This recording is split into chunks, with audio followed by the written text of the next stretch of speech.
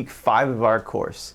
This week we take on a different approach of looking at the relation between culture and society. We're taking a close look at the Marxist approach, which will inform our discussion this week, and we'll also do some more with it next week. So we're leaving off the culture as values approach and looking closely at what I call, in general, culture as ideology approach. So there's a lot to be said about that. Let me remind you that the second quiz is, again, this Thursday, exact same format as last time around. Going to cover material from 2 weeks, so it'll be a little odd because we'll cover the last week about culture as values and this first week of this Marx approach, but that's okay. And keep in mind, since we're kind of doing the quiz covers 2 different weeks, it's not a bad time to have a question or two that asks for some kind of contrast or comparison between the approaches. So keep that in mind too. As always, keep your questions coming. I've been getting some really good questions, and as usual, questions seem to come pretty quick during the week of a quiz. So as quickly as I get those, I'll try and get those up onto the blog section of D2L. So pay attention to that blog section, especially if you ask me a question. That's where I'll reply to it on. We're going to keep charging ahead. There's 3 readings for this week, and this week's lecture will be a little different because I'll integrate those readings a little bit. So let me tell you about this week's lecture. We're going to talk about Marx, Karl Marx. I'm sure you've heard of him maybe once or twice, especially if you've had a sociology course. I'll just give you a quick once-over on him. Talk about a Marxist approach to thinking about culture and society.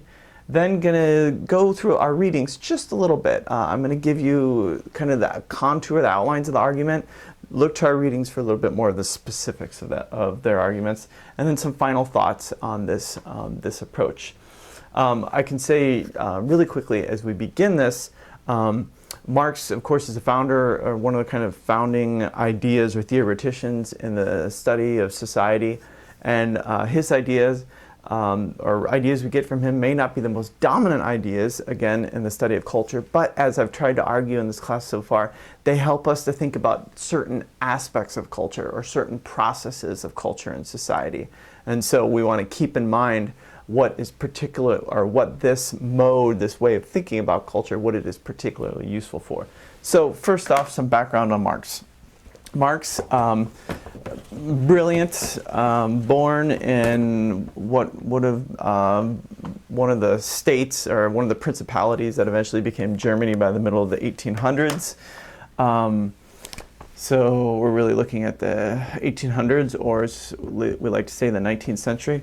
Marx studies philosophy in Germany, and in particular studies with the thought of a guy named Hegel.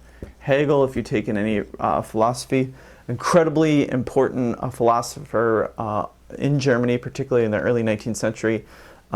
His philosophy became kind of monumentally influential on all types of continental philosophy. That's philosophy coming over from Europe and influencing other modes of thinking. And Marx, early in his thinking, was a member of a kind of a loose group of people called the Young Hegelians. And these were kind of, brilliant, provocative intellectuals in early to mid 19th century Germany and Europe. And Marx was a thinker in this tradition and really engaged with the thinking of Hegel. I'll say a little bit more about Hegel in a second, but let's just be really clear here that Marx has a way of making changes in his thinking, and especially with the thinking that we've inherited from him is a big change from his early thinking. Marx's father was Jewish. We don't have any evidence that Marx practiced Judaism or that religion was particularly important to him, but religion was a highly charged topic at this time in early 19th century Europe. We have religion being kind of aggressively critiqued especially by some of the leading thinkers of the Enlightenment. Religion is still deeply connected with state-level politics at this time. So there's still strong alliances between different monarchies or different crowns and different religious denominations in Europe. This is only a couple hundred years after major religious wars. And so we have kind of a charged atmosphere in Europe in which there's kind of this emergence of the Industrial Revolution, this emergence of Enlightenment thought and kind of new philosophical and historical methods. You have this really ferment of change that's going on, and Marx literally kind of spends his life wrapped up in this. Marx dies in 1883, and then, it's really kind of only after then, really, comes the political movement that many of us are familiar with, and the emergence of Marxist or Marxism. Marx himself, of course, wasn't a follower of Marxism because he was Marx. He was actually coming up with a lot of ideas that then became the tools of groups of people, particularly groups of people affiliated with workers, to try and change and reform economic and political structures, and have had a lot of success in influencing the construction of states in Europe.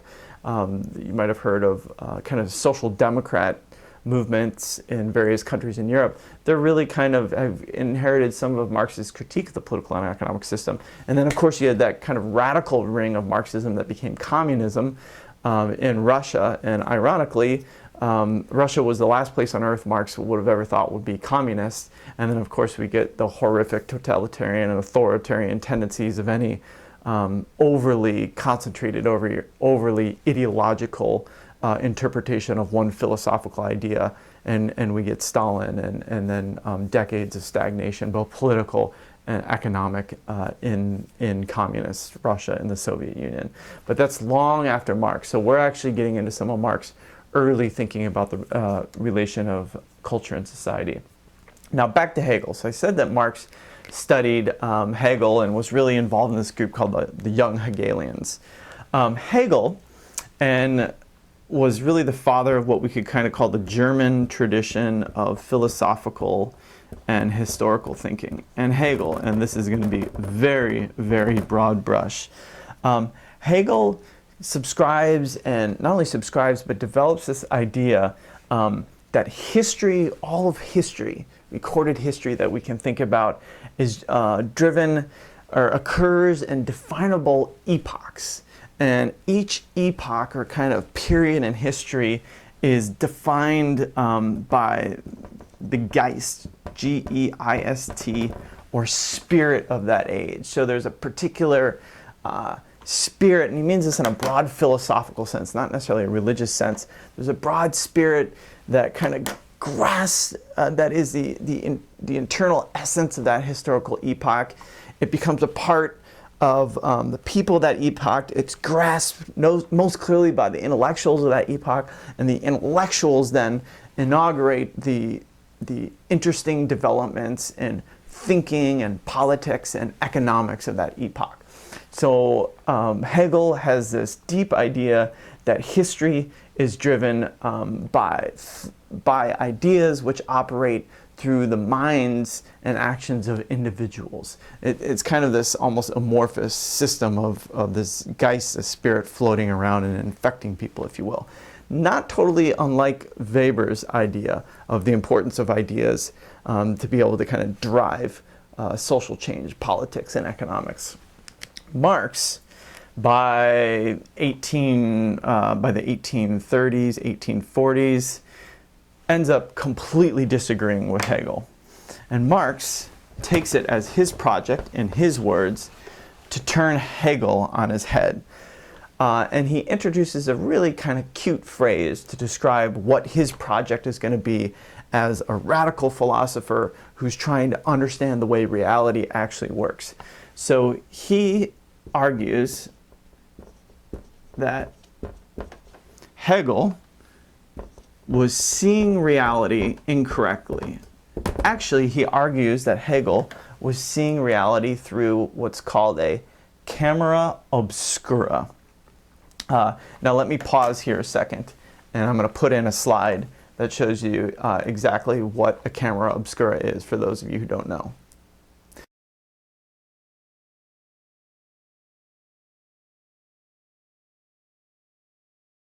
So that slide might bring to mind the projects from school days where you can make a pinhole camera. And how did a pinhole camera work?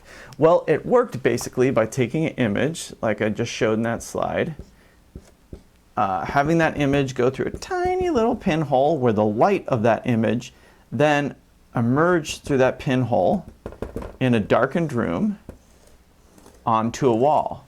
As you can see from my horrific drawing and the slide that I just put in a moment ago, is that a camera obscura turns reality upside down. So if the camera, which is this pinhole, is taking a picture of this person, the image that ends up over here is upside down. Marx says, you know what? Hegel had it absolutely all wrong. Hegel, in his philosophy, was upside down. So instead of ideas and this Geist, the spirit driving economics and history, instead it was economics driving history and producing particular ideas and for our purposes, producing culture.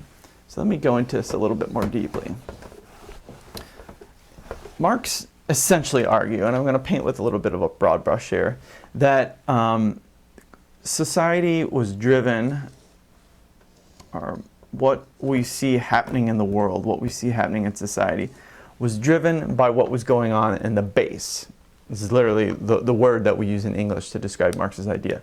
And the base is a particular moment of an economy, or the particular structure of an economy at any given point in the history of a certain geographic place, or in a certain epoch, if you will.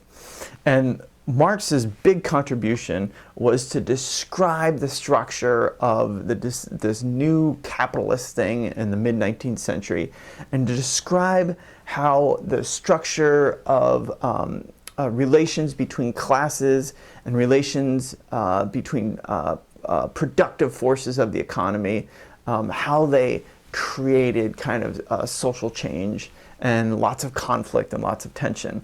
And if some key words, of course, for Marx was he would look at who owned the means of production in a given epoch. So in the epoch of capitalism, that would be capitalist. And he would look at the relations of production. In other words, how did those that controlled the means of production, how did they relate to the forces that actually made the production happen? In the case of Marx, workers. So Marx was very interested in this and wrote copious amounts of analyses of this new developing economic force of capitalism in the mid-19th century. And his great contribution, I would say, to kind of world thinking, but particularly to our discipline, is to be able to think systematically about how economic forces are structured, and then, importantly for our class, what the particular arrangement of those forces has on the rest of society. So let me pause there really quick, and I'll come back and I'm going to go into some more detail and stretch some of this description of Marx out.